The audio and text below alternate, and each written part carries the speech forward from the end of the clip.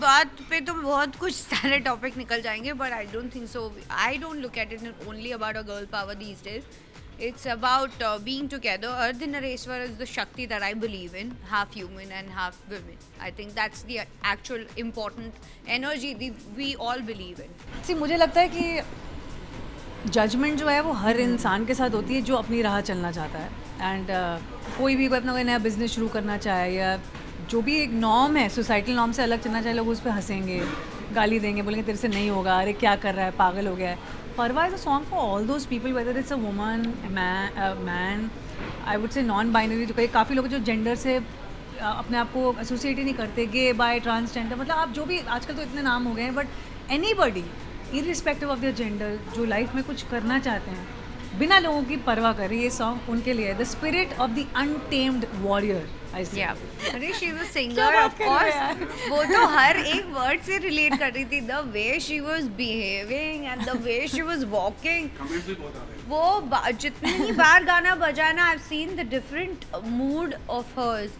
So of course बुरा तो I won't say कि हम लोग को अच्छा बुरा दिखाने का या ऐसा कोई मन था, but it was always grunge versus gloss, and this is what she had in mind. And I must say that कि Neha is very big passionist, and उसे बहुत शौक है सजना संवरना और संवारना.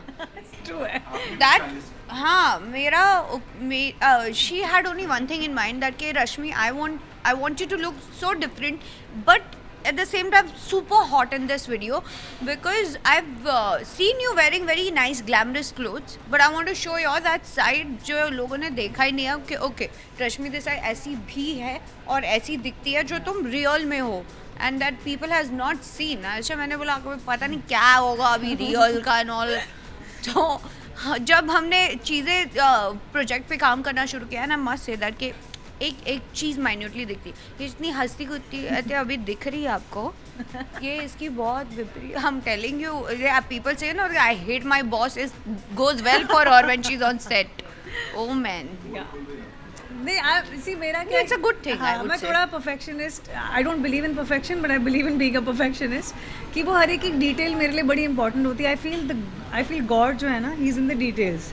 कि लोग जो नहीं देखते वो एक आर्टिस्ट देखेगा. हम काफ़ी कुछ चीज़ें देखते हैं क्रिएटिव्स में, वो हो सकता है जनता को समझ भी ना आए, बट इवेंचुअली जो एक पूरा एक्सपीरियंस होता है वो डिटेल से आता है.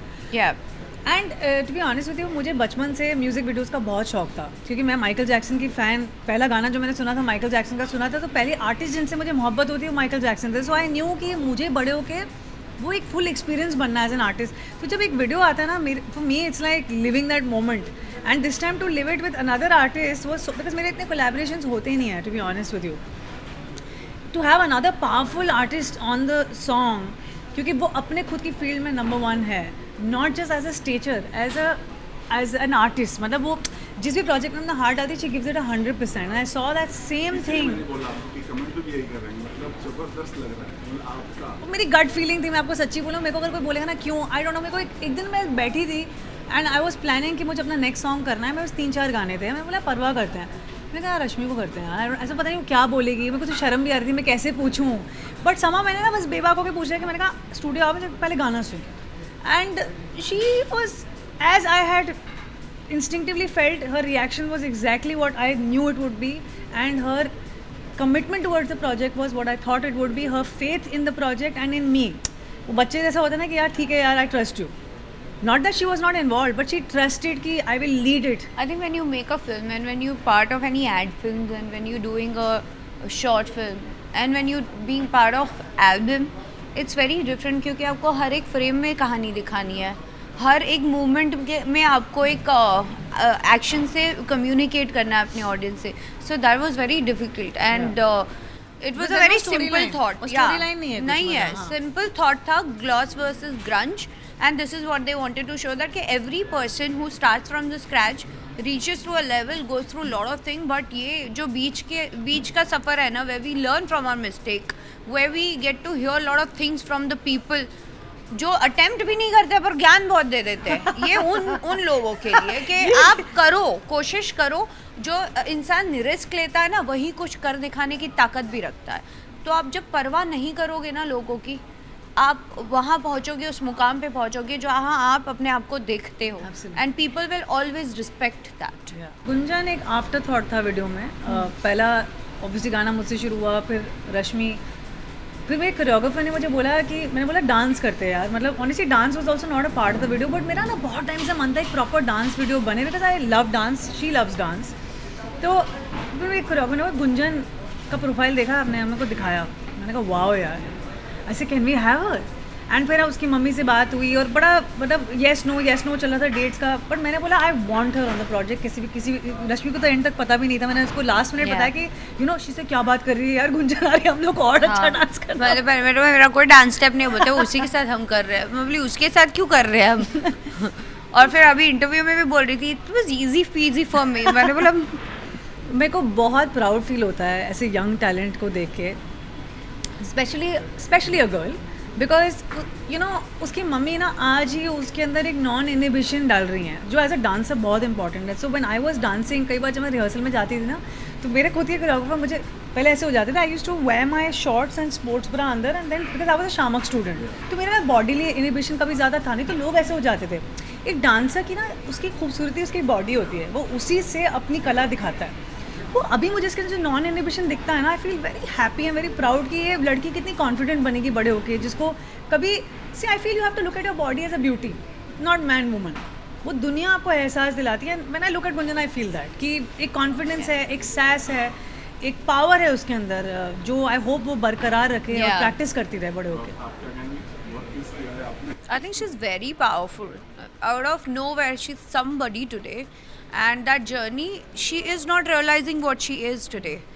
I think down the line of 5 years, मैं उसको अगर 5 साल बाद देखती हूँ, तो जहाँ आज है, मैं तो चाहूँगी ऑफकोर्स वो बहुत सक्सेसफुल हो जाए, बट मेरे लिए वो भी देखना बहुत इंटरेस्टिंग होगा. मुझे एक तो लड़कियाँ जिस तरह से मेहनत करती हैं मुझे वही बहुत अच्छा लगता है. मुझे बेबीज़ बहुत पसंद है और वो इतनी क्यूट है कि उससे कोई प्यार क्यों नहीं करेगा, तो मैं उसको बस पपिया ही करते रहती हूँ. प्रोफेशनल भी है यार, बहुत प्रोफेशनल है, वेरी प्रोफेशनल.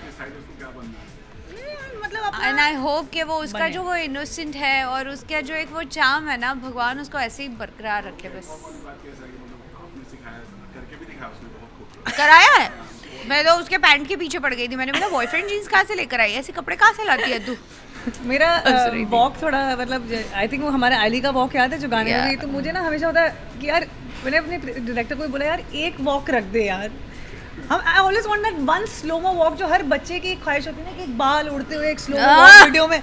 यू नो जब बचपन में गाने बजते थे हमारे बाल अपने आप उड़ने शुरू हो जाते थे कि एक सीन आ रहा है. मैंने अभी बहुत उड़वाए 6-10 दिन. हाँ मैंने देखा हर सीन में मेरे बाल उड़ रहे हैं. मेरे को इतना मैंने सॉरी थोड़ा उस टॉपिक से जा रहे, मैंने सेट पे जब गई ना, तो मैंने इनके मेकअप आर्टिस्ट से ये पूछा, मैंने बोला यार इनके इतने बाल उड़ रहे थे बड़े ब्लोअर से, तो बाल खराब नहीं होते. कहती बहुत खराब होते हैं, बहुत अड़ जाते हैं. मैंने बोला अच्छा. और वो कितनी खुशी होती देख के, पियो. मैंने कहा क्या पी रहे हैं, कहते विश पी रहे और बाल उड़ रहे बेचारों के. मतलब because it's not easy with so much blower on their face, they are trying to drink the wish. मैंने बोला भाई ये भी बड़ा मुश्किल काम है भाई, लेकिन देखने में आसान लगता है. हाँ हमने बचाया है, हवा के बौछार. मैंने देश के लिए बहुत कुछ किया है और अपने नकली बाल भी बचाने की, वो आधे गिर ना जाएं. सॉरी. आई थिंक चारकोप की गलियों में हमने शूट किया है. चॉल सिस्टम है और छोटी छोटी गलियाँ. टू बी वेरी ऑनेस्ट, मैंने बहुत सालों बाद जब देखा तो मुझे ऐसे लगने लगा that actually we are blessed. And वहाँ जाने के बाद तो इतनी कहानियाँ, लोग भी बहुत वेलकमिंग थे. जब हम शूट कर रहे थे बिल्कुल परेशानी भी नहीं की, एंड हमने अच्छे से शूट किया. दे वो very cooperative and well educated. Education में बिलीव करें. एंड जो कलर कॉम्बिनेशन जिस तरह से उन्होंने रखा, हर घर का ना एक अलग लैंग्वेज था वहाँ पे.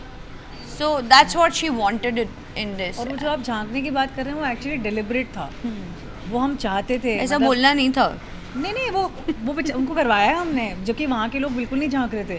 तो concept of the initial concept जो वीडियो का था वो यही था कि आप अपना कर रहे हैं और लोग आपको घूर रहे हैं. दैट फीलिंग, वो जो पूरी ज़िंदगी हमें फील हुआ है ना कि when you are walking on the road everyone staring at you, judging you, feeling of judgement, वो उन नज़रों के थ्रू हम ऑडियंस तक पहुंचाने की कोशिश कर रहे हैं कि you are looking at me but I don't care. मैं बेपरवाह हूँ. बिग बॉस 13 में एक मौका आया था एंड देन आई डिसाइडेड, मेरे को आई थिंक मुझे मैंने आज तक सिर्फ ये सोचा कि अब आप मुझसे बात करेंगे आपको कैसा फील होगा. अब मुझे ये जानना है कि मुझे कैसा फील हो रहा है. Am I comfortable with your question and then I will decide whether I want to answer, I don't want to. That's the moment, and I've never looked back. I've been very honest, I've been very clear. People find it very rude, people find it very insulting, but at least I'm not conning myself, I'm not fooling myself, and I'm very sorted and easy. And in relationship matters, वो भी मुझे ऐसे लगता है कि शायद और पहले से बेहतर हो गए, क्योंकि कोई बैगेज लेके नहीं घूमती अब मैं. अरे मेरे ना बोलने से इन्हें बुरा लगे, अरे लगे तो लगे भाई, ठीक है. बहुत बहुत रहे हैं. आई थिंक एक मुझे जो अभी याद आ रहा है आपसे बात करते हुए, 2006 की बात है. I am still in my early 20s at that time, जब मैंने अपना पहला कोर्ट केस लड़ा था फॉर क्रेडिट्स. एंड जब मैंने वो लड़ा था तो मुझे लिटरली पूरी इंडस्ट्री ने डिसोन किया था. And my father was a senior advocate. He bond में, बेटा मैं तुम्हारे साथ आगे तक जाने को तैयार हूँ, लेकिन याद रखना it's have repercussions on your image, because people will be scared and because लोग लड़ते नहीं हैं अपने राइट्स के लिए. And he was right. Many years I had to bear the repercussions, but today that case की basis पे royalty की जो शुरुआत है वो उस केस की बेसिस पे हुई थी, क्योंकि वो एक ही केस है जो बुक्स में. मेरे गूज़बम्स आ गए. हाँ, my brother studied it in his law books. तो आई थिंक फील कि जब भी आप परवाह नहीं करते हैं, अकेलापन बड़ा महसूस होता है. तब लगता है कि हम कर तो रहे हैं, but you feel very alone. And I feel ये सिर्फ मैं नहीं है रश्मि, आप जब भी आपने लाइफ में ऐसा किया होगा, जब दुनिया आपके साथ नहीं है, एक थैंकफुल आपके माँ बाप हैं या कभी कभी वो भी नहीं है, तो वो एक मोमेंट डेफिनेटली था. और एक बिग बॉस OTT के बाद definitely felt very alone, very sad, very low. कि यार लोग, मतलब मुझे कभी कभी क्या, जो मेरे हस्बैंड मुझे बोलते तो when will you stop getting surprised. लोगों की सोच मुझे आज भी बड़ी सरप्राइज करती है कि लोगों के अंदर इतनी नफरत किसी के लिए भी कैसे हो सकती है. It's a concept I don't understand. It's not about me getting affected. See understand very, आप जब एम्पैथेटिक होते हैं एज अ पर्सन ना, मुझे समझ ही नहीं आता कि कोई किसी के साथ इतना बुरा क्यों करना चाहता है. उसके साथ ऐसा क्या हुआ है that they want to be so mean to people. Is something I don't understand. So I think when people are so mean to me, I just, मेरे कुछ महीनों के लिए दुनिया हिल गई थी कि यार मतलब वो कॉन्सेप्ट ही मेरे मतलब जहन में घुस नहीं पा रहा था कि लोग इतने बुरे हैं. बट देन धीरे धीरे coming out of that, I always feel कि जब अंधेरा होता है ना, कभी हुआ है दिल्ली में बहुत लाइट जाती है और मुझे अंधेरे से बहुत डर लगता है. जो लाइट जाती थी ना, तो मैं हमेशा लाइट को इमेजिन करती थी कि लाइट कोई आ रहा है, कोई दिया लेके आ रहा है, कोई दिया लेके, घंटों. That's what I did. I looked for the light, and finally the light did come in. So I feel definitely वो ये दो बहुत important moments हैं मेरी लाइफ के, जहाँ मुझे बहुत अंधेरा महसूस हुआ है.